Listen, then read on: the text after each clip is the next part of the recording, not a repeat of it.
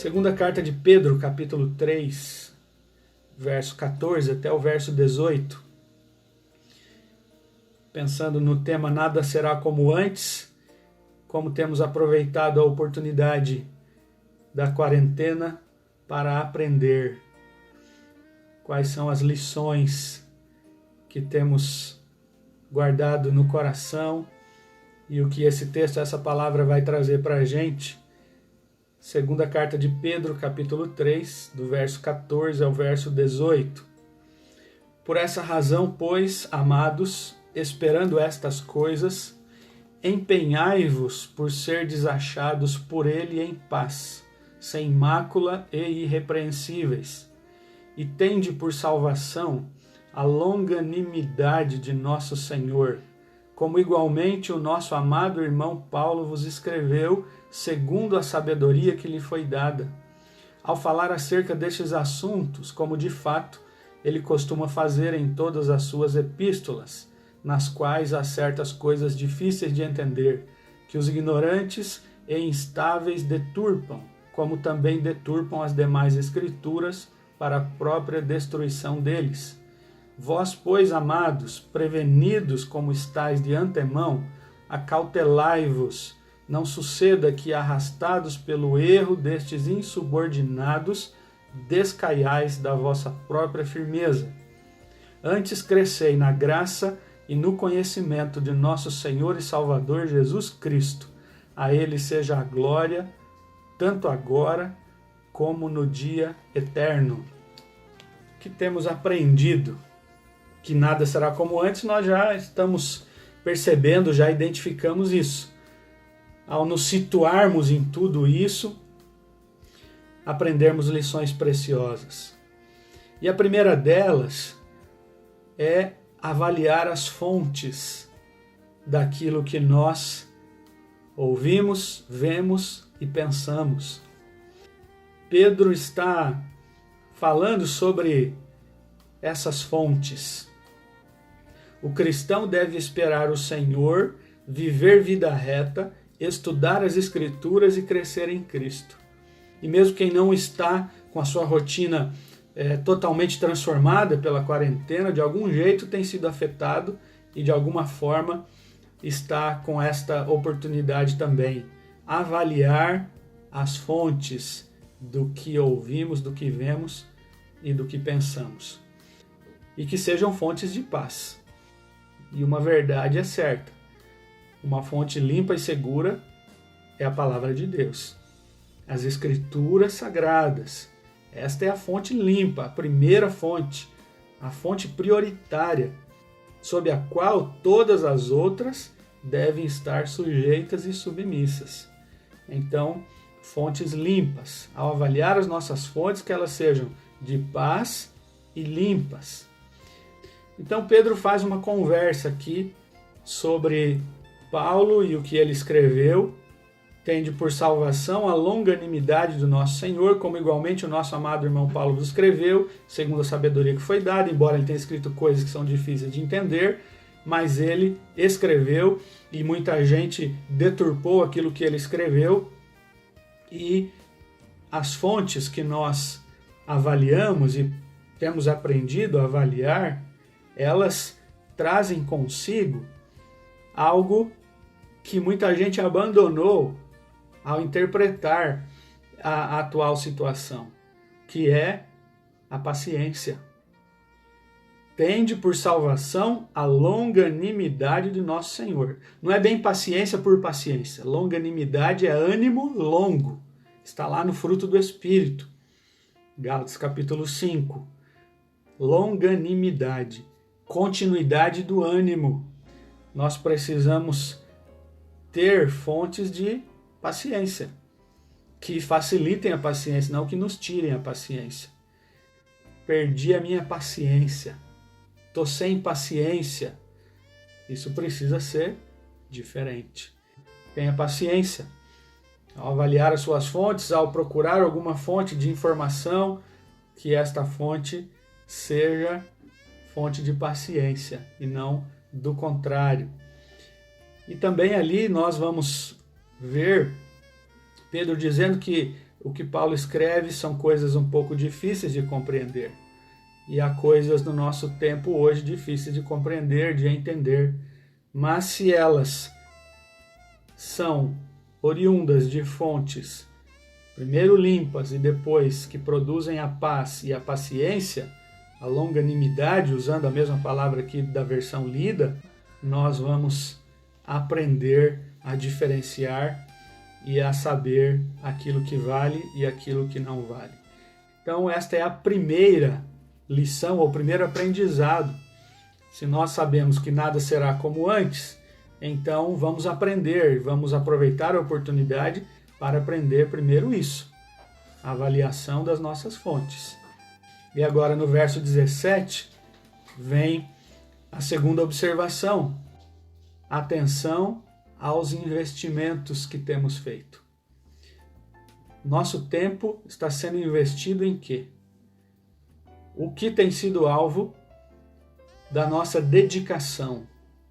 Vós, pois, amados, prevenidos como estáis de antemão, sobre a prevenção do vírus, da pandemia, isso tudo nós, desde o começo, aprendemos, enfatizamos e falamos e reproduzimos e compartilhamos.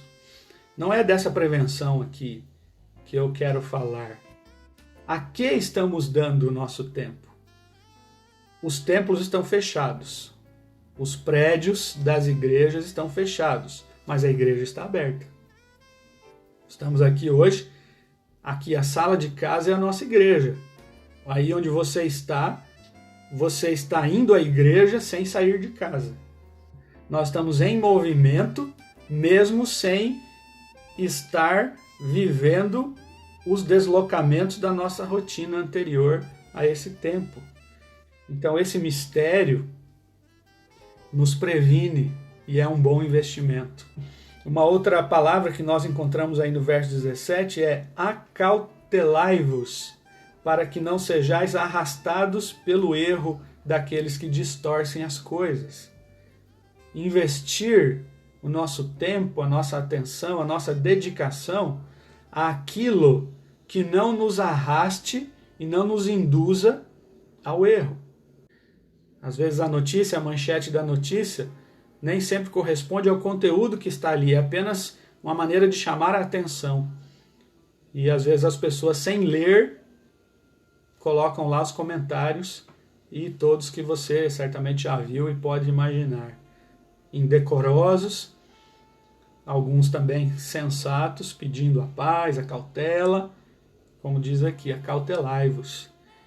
Então o nosso tempo precisa ser investido e nós precisamos ter essa cautela de não sermos arrastados ao erro por aquilo que não corresponde à verdade, por aquilo que não corresponde ao que deve ser limpo e promover a paz, para que não descaiais da vossa própria firmeza.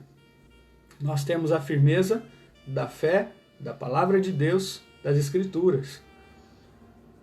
E muita gente esquece isso e acaba por não prevenir, por não estar acautelado, caindo, sendo arrastados para erros no que fala, nas palavras, no que escreve. Então, essa é a segunda observação, atenção aos investimentos. O que tem sido alvo da nossa dedicação nesse tempo é uma boa oportunidade de reavaliar o que temos feito dessa oportunidade, já que nada será como antes, que a gente também não continue como sempre. O verso 18, empenhar-se em promover atitudes que correspondam a Jesus, ao que ele nos ensinou e ao que ele é para nós. Antes, crescei na graça e no conhecimento do nosso Senhor e Salvador Jesus Cristo. Versículo 18 aí, da segunda carta de Pedro, capítulo 3. A melhor atitude é a de crescer na graça e no conhecimento de Jesus. Esta é uma boa atitude em nosso comportamento E se temos aproveitado essa quarentena e a oportunidade para assim continuarmos, o mundo, a sociedade, a maneira de olhar as coisas pode não vir a ser mais como antes, mas nós poderemos continuar neste sentido, como sempre a palavra de Deus nos ensina. Continuar cultuando. Esta é uma outra atitude. A Ele seja a glória, culto, adoração, louvor, reconhecimento da presença, da ação e do cuidado de Deus na vida da gente. Cultuamos quando publicamos o que quer que seja, quando nós estamos anunciando a mensagem, quando nós estamos falando de Jesus, mesmo nesse tempo. A Ele seja a glória. É a Ele que nós dirigimos o que nós fazemos, tanto agora como no dia eterno. Então, a realidade, a vida real acontecendo, tanto agora, aqui, é hoje, é enquanto esse tempo está acontecendo, é agora, mas é também no dia eterno. Então é viver o agora com a esperança do depois. Se esperamos em Cristo só nessa vida, somos os mais miseráveis dos homens. O sofrimento, a luta de hoje não se compara com a glória que há de ser revelada, a esperança do eterno e a fé nessa esperança, viver pela fé cada dia, para que a nossa esperança não vá embora. Não abrimos mão da realidade, mas também e sobretudo não abrimos mão da esperança que podemos ter adiante. Vamos guardar essas lições no nosso coração. Nada será como antes e o que temos aprendido. Avaliar as fontes, os investimentos, a atenção aos investimentos, em que temos colocado o nosso tempo, a nossa atenção, os nossos recursos, e por que não mudança de atitudes, se as atitudes não estão neste sentido aqui, de crescimento na graça e no conhecimento de Jesus, de culto e de reconhecimento da sua bondade, do seu amor, das suas misericórdias, e alinhados com a realidade, mas sem deixar a esperança daquilo que ainda está por vir. E eu creio que há de vir, pela vontade de Deus, na vida de cada um de nós, um tempo em que estaremos transformados, ainda aqui nesta realidade, porque a transformação da realidade eterna, essa já está prometida e garantida. Meu abraço carinhoso, amoroso. Fiquem na paz de Jesus. Deus abençoe a todos.